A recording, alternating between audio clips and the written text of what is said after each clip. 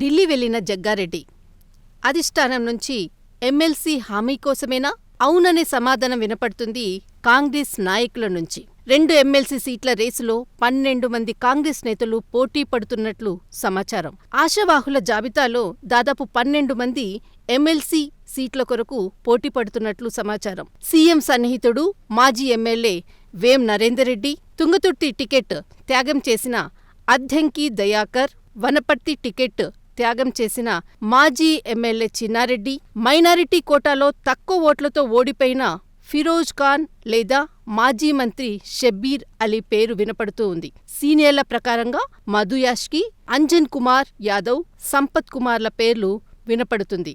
ఇంకా బెల్లయ్య నాయక్, పటేల్ రమేష్ రెడ్లకు కూడా అవకాశం ఉన్నట్లు తెలుస్తోంది. మొత్తం మీద 2 ఎమ్మెల్సీ సీట్ల రేస్లో 12 మంది కాంగ్రెస్ నేతలు పోటీ పడుతున్నట్లు సమాచారం.